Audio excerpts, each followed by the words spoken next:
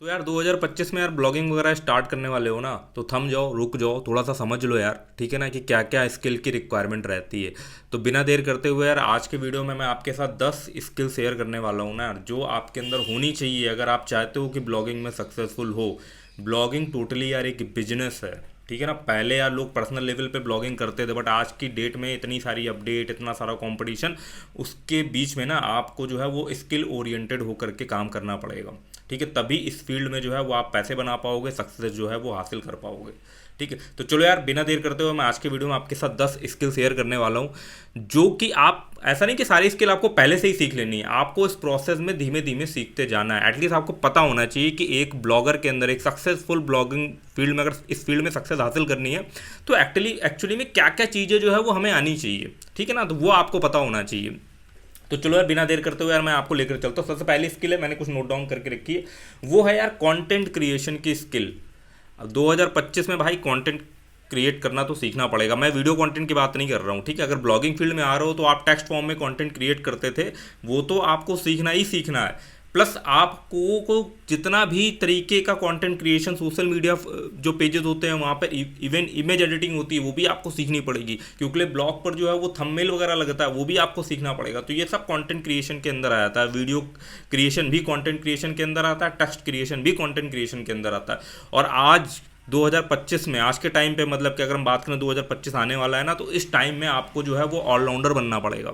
सिर्फ content create करने से ही जो है वो कहानी नहीं चलेगी, आपको इमेज भी अच्छे से एडिटिंग आनी चाहिए, आपको वीडियोस वगैरह भी इम्बेड करने बनाने जो है उसको थोड़ा बहुत वीडियो एडिटिंग वगैरह भी आनी चाहिए। तो ये याद रखना, ठीक है। जैसे कि राइटिंग स्किल हो गया इसके अंदर सब कैटेगरी में, स्टोरी टेलिंग हो गई, क्योंकि कंटेंट क्रिएशन कर रहे हो, चाहे तो आपको यूट्यूब पे वीडियोस बनाना हो, चाहे तो आपको आर्टिकल लिखना हो, वो स्टोरी के फॉर्म पे चलना चाहिए। ठीक है, स्टोरी टेलिंग उसमें अच्छी होनी चाहिए। स्टोरी टेलिंग तो अपने आप में यार एक बहुत तगड़ी स्किल बन चुकी है। ठीक है ना। और content idea, identify trending and evergreen topics. ठीक है ना। देखो, एक तो होता है ब्लॉगिंग में ट्रेंडिंग टॉपिक वाला कॉन्सेप्ट, ठीक है, वो तो चल ही रहा है। बट ट्रेंडिंग टॉपिक के साथ प्रॉब्लम ये रहती है, एकदम से ट्रैफिक आएगा, एकदम से गायब हो जाएगा। तो इसलिए हमेशा रिकमेंडेड रहता है कि कुछ एवरग्रीन टॉपिक पे भी काम करा जाए, जिसमें हम कंटेंट बना करके डाल दें। एटलीस्ट 6 महीने साल भर तक जो है वो हमको मुड़ के ना देखना पड़े, उसको हम थोड़ा बहुत अपडेट करते रहे, बट हमको जो है वो ना ऐसा समय समय पर ऐसा ना हो कि वो ट्रेंडिंग चीज़ों में बहुत भयंकर फ्लक्चुएशन आता है। ठीक है, एकदम से आपका ग्राफ ऊपर जाएगा, फिर सडन नीचे चला जाएगा। एवरग्रीन टॉपिक पे क्या रहेगा कि हाँ भाई सस्टेनेबल थोड़ा सा रहेगा। ठीक है। दूसरी स्किल्स जो बहुत ही ज़्यादा इंपॉर्टेंट है वो है सर्च इंजन ऑप्टिमाइजेशन। ठीक है ना। एसईओ में काफ़ी ज़्यादा बदलाव आ रहे हैं, उस बदलाव को जो है वो आपको अडॉप्ट करना पड़ेगा, समझना पड़ेगा अब एसईओ में क्या काम कर रहा है, क्या नहीं काम कर रहा है, उस हिसाब से जो है वो आपको कहानी चलानी पड़ेगी। बट एसईओ के जो फंडामेंटल रहेंगे, जो बेसिक फंडामेंटल है, वो नहीं चेंज होने वाले। वो तो यार वैसे ही चल रहे हैं। ठीक है ना, कि आपको एक आर्टिकल लिखना है, उसमें थोड़ा सा H1 टैग वगैरह लगा दिया, किस तरीके से आपको जो है वो ऑन पेज एसईओ करना, ऑफ पेज एसईओ करना। एसईओ के अंदर देखो मेजर जो चीज़ें रहती है वो 3 चीज़ें मैं आपको बताता हूँ। देखो, एक तो आपको कभी भी, आप अगर ब्लॉगिंग के पॉइंट ऑफ व्यू से चल रहे हो ना, तो उसमें कीवर्ड रिसर्च काफ़ी ज़्यादा इंपॉर्टेंट रोल प्ले करता है। ठीक है ना। आप सोचो कि मैं कोई भी कॉम्पिटेटिव नीश पकड़ लूँ और उस पर जो है वो मैं एसईओ करता रहूँ, मेरी वेबसाइट गूगल में रैंक कर जाएगी, तो ऐसा नहीं है भाई। एक लो कॉम्पिटिशन चीज़ आपको पकड़नी पड़ेगी, उसके लिए आपको कीवर्ड रिसर्च सीखना पड़ेगा। ठीक है। उसके लिए आप कुछ टूल्स वगैरह यूज़ कर सकते हो, गूगल को यूज़ करते हो, गूगल ट्रेंड यूज़ कर सकते हो, काफ़ी सारे फ्री टूल्स वगैरह अवेलेबल है। फिर आपका वही यार on page of page SEO वो सब चलता है, बैकलिंक वगैरह अभी भी काम करता है। तीसरी जो स्किल है, ठीक है ना, वो है वेब डेवलपमेंट। थोड़ा बहुत जो है ना वो आपको कोडिंग का आइडिया होना चाहिए। जो मतलब कैसे स्ट्रेट फॉरवर्ड बोल देते हैं, नहीं यार ब्लॉग में तो बिल्कुल ही कोडिंग का हमें तो है कोई बिल्कुल जीरो ही आइडिया चाहिए, ऐसा नहीं है। आपको हल्का HTML CSS कोड लेवल पर एडिटिंग का हल्का सा आइडिया होना चाहिए। मैं इसलिए बोल रहा हूँ कि अगर आप वर्डप्रेस पे भी करते हो, हर चीज़ ड्रैग एंड ड्रॉप से बन जाती है, बट स्टिल आप देखोगे उसमें थीम एडिटिंग के कहीं कहीं कभी कभी जो है वो आपको कोड में भी चेंजेस वगैरह करने पड़ सकते हैं। तो आपकी अंडरस्टैंडिंग होनी चाहिए HTML CSS, इनको थोड़ा सा जो है वो आपको एक बेसिक लेवल का जो है वो आइडिया होना चाहिए। इसलिए मैं हमेशा रिकमेंड करता हूँ, जो लोग भी मेरे चैनल पे हैं रेगुलर देखते हो, मैं हमेशा बोलता रहता हूँ कि यार थोड़ा बहुत जो है ना 8-10 दिन HTML CSS के जो है ना वो वीडियोज़ वगैरह देख लो, वो आपको हेल्प करेंगे, आपकी ब्लॉगिंग जर्नी में 4 चांद लगा देंगे, ये आप मान के चलो। अगर आपने, बड़ा खतरनाक कॉम्बिनेशन है, अगर आपको क्या है कि अगर आपको कंटेंट क्रिएशन भी आ रहा है, उसके साथ साथ आपको डेवलपमेंट भी आता है, तो आप चीज़ों को बहुत आसानी से ऑटोमेट कर पाओगे। हर चीज़ आपको मैनुअल करने की जरूरत नहीं पड़ेगी। ठीक है, ये चीज़ है। अब इसमें देखो क्या होता है, इसमें यही रहता है वेब डेवलपमेंट के अंदर सीएमएस फ्रेमवर्क होते हैं, मैं चीज़ें मैंने यहाँ सब लिख रखी है। देखो यार, होस्टिंग और डोमेन का मैनेजमेंट का भी आपको आइडिया होना चाहिए, सी पैनल वगैरह किस तरीके से यूज़ करना है, ये सब वेब डेवलपमेंट के अंदर के पार्ट आ गए। क्योंकि भाई वेबसाइट अगर बना लोगे तो कहीं ना कहीं तो उसे होस्ट करना पड़ेगा ना, तो आपको डोमेन किस तरीके से कनेक्ट करना है, डीएनएस वगैरह क्या होता है, होस्टिंग में क्या होता है, फाइल मैनेजर क्या होता है, फाइल को अपलोड कैसे करना है, एफटीपी क्या होता है, फाइल ट्रांसफर प्रोटोकॉल, ये सब धीमे धीमे जो है वो आपको नॉलेज लेनी पड़ेगी। तभी बोलते हैं कि जो ब्लॉगिंग है ना यार, वो पूरा एक साल का गेम होता है, कोई कोर्स की तरीके लो, ये सब मॉड्यूल्स हैं जो आपको पता होने चाहिए। आप ऐसा नहीं कि आपने यूट्यूब पे देखा, किसी ने बता दिया भाई कॉपी पेस्ट कर लो, यहाँ से उठाया डेटा वहाँ उठा के कॉपी पेस्ट कर दिया और भाई बस, तो वो हो सकता है आपका एडसेंस अप्रूवल हो जाए, बट फिर एडसेंस अप्रूवल लेके करोगे क्या, झुंझुना हिलाओगे? नहीं, मेन गेम तो ट्रैफिक से स्टार्ट होता है। जब ट्रैफिक आएगा तब एडसेंस अर्निंग वगैरह जो है बन पाएगी। अब एडसेंस सेलिंग वेलिंग का भी सोच रहे हो तो वो भी स्किल्स के अंदर इंक्लूड हो जाती है, बताता हूँ। और एक चौथा स्किल होता है डिज़ाइन। डिज़ाइन मतलब कि वेबसाइट का डिज़ाइन कैसा रहना चाहिए, उसकी समझ होनी चाहिए कि एक यूज़र फ्रेंडली डिज़ाइन जो है वो किस तरीके से बनता है। ठीक है, वो आपको धीमे धीमे जब इस प्रोसेस में जाओगे ना तो आपको आ जाएगी। तो डिज़ाइन विजुअल स्किल आप बोल सकते हो, विजुअल स्किल हो गई ना। और यूज़र फ्रेंडली कैसे वेबसाइट को बनाना है ताकि जब बंदा आपकी वेबसाइट पे आए तो उसको किस तरीके से नेविगेट करे। ठीक है, ये सब एक तरीके से डेवलपमेंट वाले के ही पार्ट होगा। फिर पांचवी स्किल होती है मार्केटिंग और प्रमोशन करने की। अब आपने आर्टिकल लिख दिया, ब्लॉग बना दिया, ठीक है, लो कंपटीशन, अगर बहुत ही ज़्यादा लो कंपटीशन, इतना लो कंपटीशन कोई बिगिनर बंदा ढूंढ नहीं पाता नॉर्मल केसेस में, क्योंकि टफ जॉब होती है।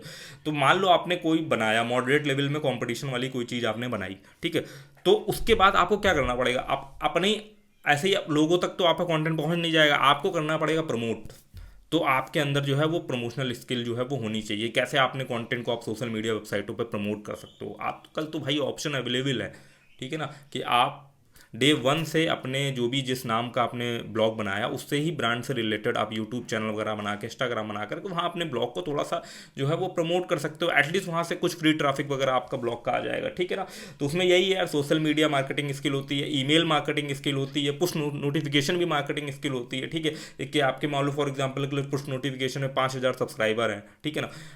आप उस 5,000 सब्सक्राइबर पे कैसा टाइटल, कैसा थंबनेल डालोगे, इसलिए बोला ना इमेज एडिटिंग की स्किल तो भाई ब्लॉगर को आनी चाहिए, ताकि वो कैसे डिस्कवर के लिए, तो भाई समझ रहा हूँ ना, आपका क्लिक बेट कैसे थंबनेल बनाए जाते हैं, तो कैनवा का आपको जो है वो नॉलेज होना चाहिए। पहले तो फोटोशॉप सीखना पड़ता था, बट कैनवा से बढ़िया काम चल जाएगा, सब कुछ बना बनाया मिल जाता है। 1 घंटे का यूट्यूब पे जाके लेक्चर देख लोगे, सारी कहानी समझ में आ जाएगी कैनवा की।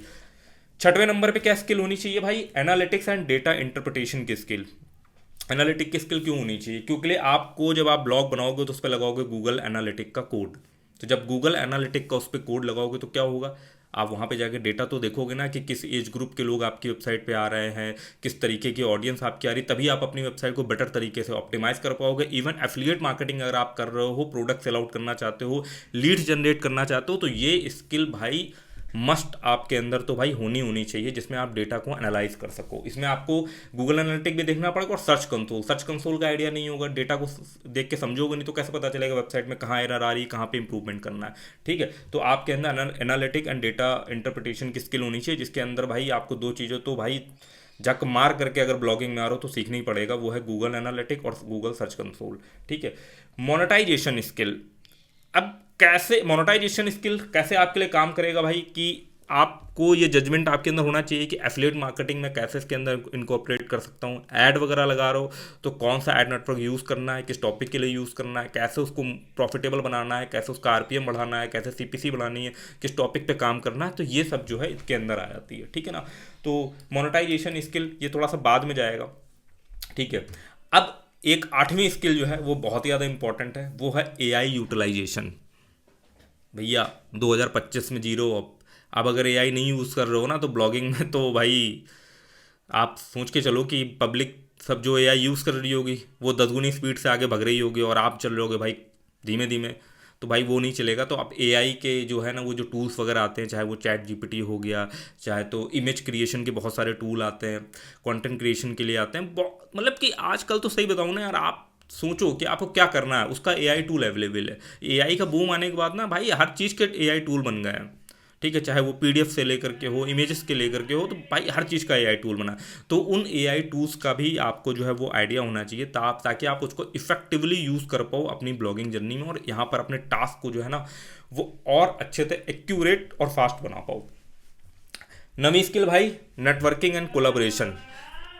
अब यार ये भी एक बड़ी इंपॉर्टेंट स्किल है, क्योंकि यार नेटवर्किंग और कोलाबोरेशन से आपको क्या होता है ना, स्किल का आदान प्रदान होता है, नॉलेज का आदान प्रदान होता है, ठीक है ना। जैसे मान लो यहाँ पर मैंने यूट्यूब चैनल खोल रखा है, तो यूट्यूब चैनल खोलने की वजह से मुझे एक बहुत ज़्यादा बेनिफिट मिला कि बहुत सारे अच्छे लोगों के साथ मेरे कनेक्शन बने, बहुत सारे ब्लॉगर लोगों से बात हो जाती है, तो मुझे पता चल जाता है कि मार्केट में चल क्या रहा है, ठीक है ना। तो वहाँ चल क्या पा रहा है और क्या चीज़ जो है वो धीमे धीमे आउटडेटेड हो रही है। तो ये चीज़ों की अगर आपको नॉलेज चाहिए तो आपको एक नेटवर्किंग तो जो है वो सेटअप करनी पड़ेगी, जिससे आप लोगों से कनेक्टेड रहो। अब मेरे लिए काफ़ी ज़्यादा हेल्पफुल है, मैं यूट्यूब पे वीडियोस बना रहा हूँ तो एक ऑटोमेटिकली कनेक्शन बन जाता है। लाइव हम यहाँ पे लाइव स्ट्रीम वगैरह भी करते रहते हैं, वहाँ पे ब्लॉगर लोग आते हैं तो वहाँ पे कनेक्शन बन जाता है। तो आप वर्चुअल नेटवर्किंग भी बना सकते हो, ठीक है, कि आप जुड़े रहो, आप लोगों के साथ कम्युनिकेट करते रहो, आपका नेटवर्किंग जो है धीमे धीमे बन जाएगा। 10वां स्किल काफ़ी ज़्यादा इंपॉर्टेंट है भैया, वो है टाइम मैनेजमेंट का। कई सारे ऐसे लोग हैं जो लोग यार जॉब भी कर रहे हो, जॉब जॉब के साथ यार ब्लॉगिंग को कर रहे हो, तो टाइम को मैनेज करना जो है वो आपको आना चाहिए। मैंने यार हाल फिलहाल में आप देख रहे होगे मैं यूट्यूब पे भी रेगुलर तरीके से काम कर पा रहा हूँ, मेरा यार घर वगैरह भी बन रहा है, वहाँ पर मैं भी हाईली इन्वॉल्व रहता हूँ, ठीक है ना। प्लस और बहुत सारी चीज़ें चल रही, बट सब चीज़ों को मैनेज कर पा रहा हूँ, ठीक है। तो टाइम मैनेजमेंट का ही सारा गेम है, और टाइम मैनेजमेंट का कोई सिंगल जो है वो सूत्र नहीं होता, सबकी लाइफ अलग अलग है, सबकी प्रॉब्लम अलग अलग है। बट आप जब इस विषय के बारे में सोचोगे कि मेरे को किस चीज़ पर कितना टाइम देना है, किस दिन कहाँ पे टाइम देना है, और उसके लिए आपको कंसिस्टेंट रहना है। कंसिस्टेंटेंसी जो होती है ना, वो हल्की चीज़ नहीं होती है, हर कोई जो है वो कंसिस्टेंट नहीं रह पाता है। और कंसिस्टेंसी ही एक ऐसी चीज़ है ना जो भाई गधे को भी जो है ना वो होशियार बना देती है। वो लगा रहेगा लगा रहेगा लगा रहेगा, एक स्किल को प्रैक्टिस करता रहेगा करता रहेगा करता रहेगा, तो उसके अंदर जो है वो चीज़ आ जाएगी। तो कंसिस्टेंसी से बहुत सारे जो है ना वो गंवार लोग जो है वो हीरो बने हैं, ठीक है। तो कंसिस्टेंसी की पावर को जो है वो मत भूलना, कोई भी काम रेगुलर करते रहोगे करते रहोगे करते रहोगे भाई, आप एक टाइम पर जो है वो उस काम में बेस्ट हो ही जाओगे, ठीक है। तो कंसिस्टेंसी को जो है वो इग्नोर नहीं मानना है, ठीक है। अब उस कंसिस्टेंसी के लिए क्या रहेगा कि आपने कोई ब्लॉग बनाया, अगर ब्लॉगिंग से कनेक्ट करके बताऊं तो अपने पोस्ट बनाओ, ठीक है ना। आपको लग रहा है क्या कहते हैं कि यार 2 दिन मेरे पास फ्री टाइम नहीं है, तो किसी एक दिन बहुत ज़्यादा मेहनत करके भाई पोस्ट को शेड्यूल कर दो, मतलब रेगुलर बेसिस पर जो है वो उस पर काम होना चाहिए। ऐसा नहीं कि भाई ब्लॉग बना लिया, जो जोश में आकर के किसी की अर्निंग देख करके 2-3 पोस्ट डाल करके फिर हम भूल गए, फिर हमने 3-4 महीने बाद किसी की अर्निंग देखी, हम एकदम से जोश आया, फिर हम उस पर एक्टिव हो गए। कई सारे हमारे लाइव स्ट्रीम में ऐसे लोग कनेक्ट होते रहते हैं, इनका यही पंगा है, ब्लॉग बनाया, सिर्फ 15-20 दिन काम करा, फिर एकदम से जोश आया 3-4 महीने के बाद। यूट्यूब पे भी भाई, यूट्यूब पे तो कंसिस्टेंसी भैया मस्ट है, अगर अपने चैनल पर आप कंसिस्टेंट नहीं हो तो भाई कंसिस्टेंसी यूट्यूब को बहुत ज़्यादा पसंद है। और इवन ब्लॉगिंग में भी यही चीज़ है यार, गूगल को ही पसंद है भाई, आप पोस्ट अपडेट वगैरह होते रहने चाहिए। खासकर जो एफिलिएट से लिखे हुए पोस्ट होते हैं ना, एफिलिएट के टॉपिक के ऊपर लिखे होते पोस्ट होते हैं, अगर एग्जांपल मैं लूँ जा करके, तो जैसे ये होस्टिंग के ऊपर जो कूपन कोड के ऊपर जो पोस्ट लिखे रहते हैं, आप देखना हर महीने अपडेट होते हैं वो, ठीक है ना। क्योंकि भाई अगर अपडेट नहीं होंगे ना तो कोई और बाजी मार ले जाएगा। तो ये है भाई सिंपल सीधी वाली चीज़ है, ठीक है ना। तो कंसिस्टेंसी सबसे इंपॉर्टेंट रोल प्ले करता है। तो आई होप यार ये 10 स्किल मैंने आपको फटाफट बताने का ट्राई करा कि यार आप ब्लॉगिंग फील्ड में आ रहे हो, ये 10 स्किल अगर आपने अगर कूट करके ना अपने घुसेड़ ली ना माइंड के अंदर, और ये सेट कर लिया कि यार इन 10 चीज़ों पे जो है मुझे यार बिल्कुल ध्यान देना है, मेहनत करनी है ना, फिर सक्सेस होने से कोई नहीं रोक सकता। और आप जो ये कंपटीशन चल रहा है ना, उस कंपटीशन पे जो ऊपर बैठे वाले लोग हैं ना, 5% लोग, आप उनमें पहुंच जाओगे। बहुत टफ होता है, ये बोलने में बड़ा आसान लग रहा है, यूट्यूब पे मैं बोल दे रहा हूँ आसानी से, 10 स्किल होती है ना, जब आप प्रैक्टिस करने जाओगे ना तो बहुत हार्ड होता है। तो बट वो चीज़ वही है ना, वो चीज़ जब अपने माइंड में आप सेट कर लेते हो कि भाई नहीं सीखना है तो सीखना है, चाहे जो कुछ हो जाए, ठीक है। तो जब आप उस पर जाते हो तो आप उन 5% लोगों में से आ जाते हो ऑटोमेटिकली। यार कंपटीशन एक्चुअली में उनके लिए है जो लोग जानते हो बिल्कुल बेसिक टास्क कर रहे होते हैं, भीड़ तो वही चीज़ है, ठीक ना। बाकी ठीक है यार, वीडियो यहीं तक था, मिलते हैं नेक्स्ट वीडियो में, तब तक के लिए धन्यवाद।